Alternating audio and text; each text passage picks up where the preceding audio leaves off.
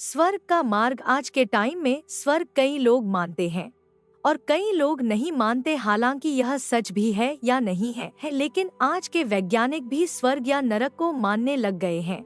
और आज हम इस वीडियो में बात करेंगे कि आप स्वर्ग जाएंगे या फिर नहीं। तो इस वीडियो को पूरा देखना है। वीडियो को करते हैं स्टार्ट। महात्मा बुद्ध के समय की बात है। उन दिनों मृत्यु के पश्चात आत्मा को स्वर्ग में प्रवेश कराने के लिए कुछ विशेष कर्मकांड कराए जाते थे।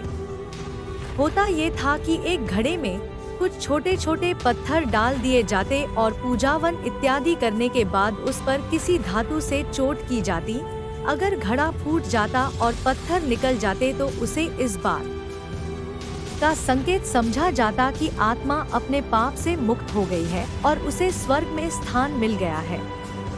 चूंकि घड़ा मिट्टी का होता था, इसलिए इस प्रक्रिया में हमेशा ही घड़ा फूट जाता और आत्मा स्वर्ग को प्राप्त हो जाती। और ऐसा कराने के बदले में पंडित खूब दान दक्षिणा लेते। अपने पिता की मृत्यु के बाद एक युवक ने सोचा, क्यों न आत्मा शुद्धि के लिए महात्मा बुद्ध की मदद ली जाए। वे अवश्य ही आत्मा को स्वर्ग दिलाने का कोई और बेहतर और निश्चित रास्ता जानते होंगे। इसी सोच के साथ वो महात्मा बुद्ध के समक्ष पहुंचा। हे महात्मन, मेरे पिताजी नहीं रहे, कृपया आप कोई ऐसा उपाय बताएं कि यह सुनिश्चित हो सके कि उनकी आत्मा को स्वर्ग में ही स्थान मिले। युवक बोला। बुद्ध बोले, ठीक है, जैसा मैं कहता हूँ वैसा करना। तुम उन पंडितों से 2 घड़े लेकर आना। एक में पत्थर और दूसरे में घी भर देना। दोनों घड़ों को नदी पर लेकर जाना और उन्हें इतना डुबोना कि बस उनका ऊपरी भाग ही दिखे। उसके बाद पंडितों ने जो मंत्र तुम्हें सिखाए हैं उन्हें जोर जोर से बोलना और अंत में धातु से बनी हथौड़ी से उन पर नीचे से चोट करना। और ये सब करने के बाद मुझे बताना कि क्या देखा। युवक बहुत खुश था। उसे लगा कि बुद्ध द्वारा बताई गई इस प्रक्रिया से निश्चित ही उसके पिता के सब पाप काट जाएंगे और उनकी आत्मा को स्वर्ग की प्राप्ति होगी।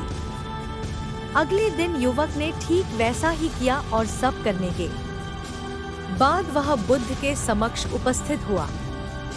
आओ पुत्र, बताओ तुमने क्या देखा? बुद्ध ने पूछा। युवक बोला, मैंने आपके कहे अनुसार पत्थर और घी से भरे घड़ों को पानी में डालकर चोट की। जैसे ही मैंने पत्थर वाले घड़े पर प्रहार किया, घड़ा टूट गया और पत्थर पानी में डूब गए। उसके बाद मैंने घी वाले घड़े पर वार किया, वह घड़ा भी तत्काल फूट गया और घी नदी के बहाव की दिशा में बहने लगा।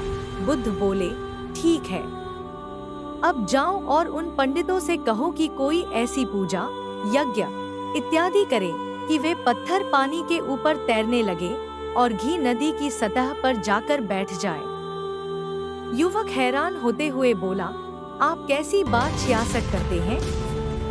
पंडित चाहे कितनी भी पूजा करे ले, पत्थर कभी पानी पे नहीं तैर सकता और घी कभी नदी की सतह पर जाकर नहीं बैठ सकता।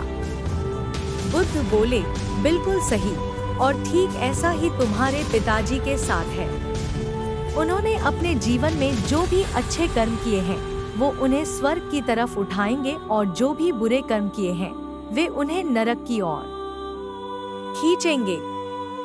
और तुम चाहे जितनी भी पूजा करा लो, कर्मकांड करा लो, तुम उनके कर्मफल को रत्ती भर भी नहीं बदल सकते।